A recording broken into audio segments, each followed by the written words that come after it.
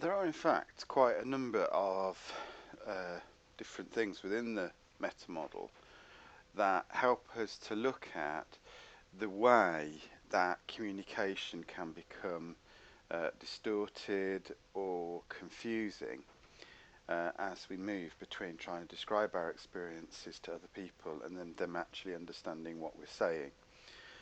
I'm going to ask, or I'm going to invite you really to go away and look at that yourself, to find those information out for yourself. I will put some information on Nile for you to read alongside this. So my assumption here is that you're not just listening to these lectures, you're not just watching them on YouTube or listening to them on the podcast, but you are you are also doing some reading to back it up. But before I finish this online lecture, I'd like just to talk about a couple of other things from the meta model that I think can be quite helpful. And these are known as modal operators. And modal operators, if you like, are the unwritten rules that we apply to our own behaviour and to other people's behaviours. They are the shoulds, the oughts, the musts, and the can'ts that we use. And what happens if you think about this in terms of thinking about the meta model is people say, oh, I can't do this, without specifying the very obvious, well, why not? I should do this. Why should you do it? And obviously you can ask those challenges quite directly, but you're likely really to annoy the other person if you simply say, why not? Or alternatively, you'll get some kind of fairly superficial justification of why not. I think what the meta model allows us to do is to, first of all, allows us to notice when we're hearing these two, which was first is called a modal operator of possibility. This is really when somebody implies that a particular action is impossible. And there are modal operators of necessity. And these are ones where somebody is not necessarily saying that an action is impossible, but they are saying that it is necessary that they either do or they refrain from doing a particular action. So let's deal with modal operators of possibility first. And these are very, very simply, these are when people say, I can't do it. I can't do that. So why don't you just do this? Oh, I couldn't do that. Couldn't do that. Oh, no, definitely not. Couldn't do that.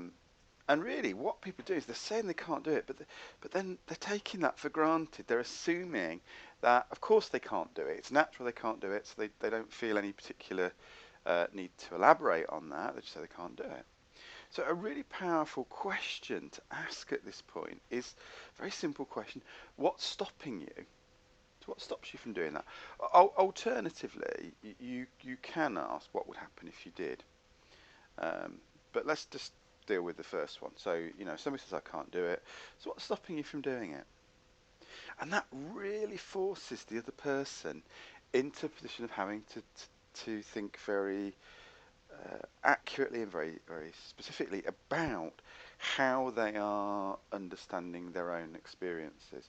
So when you hear somebody say, oh, I couldn't do that or I can't do that, ask the question, what stops you?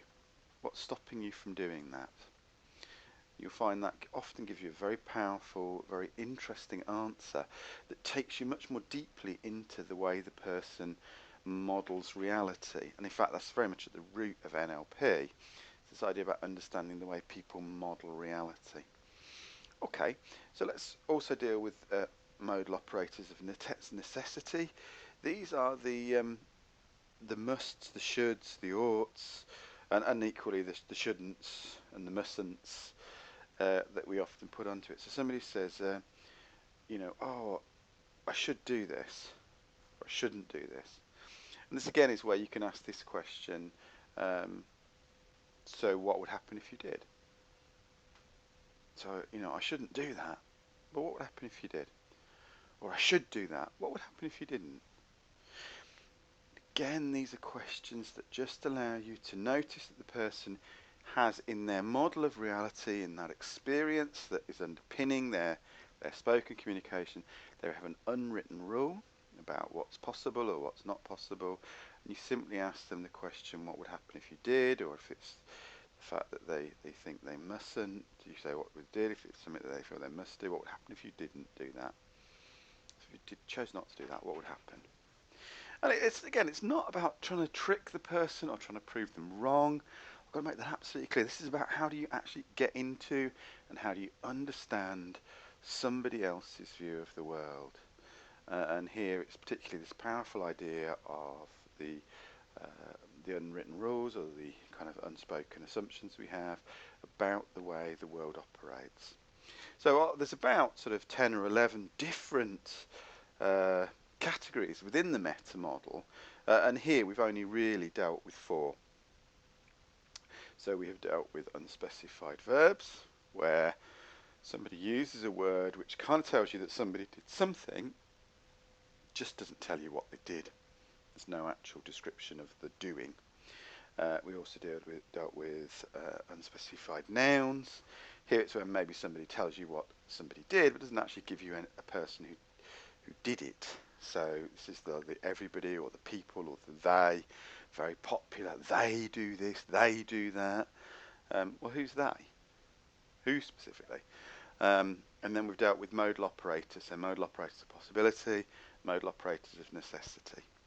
So what would be really useful is to begin to sort of think about these categories, to do a bit more reading around the topic, to look at the written material I've put in, that's a good word, isn't it? That I've put onto Nile for you. And then what we'll do next week, this coming week, is we'll actually begin to look at that as it's working in practice. So I hope that's given you a sort of bit of a step forward into thinking about how you can ask these questions that get you the details you need to be able to really understand the way somebody else sees the world. So there we go, and I look forward to seeing you shortly.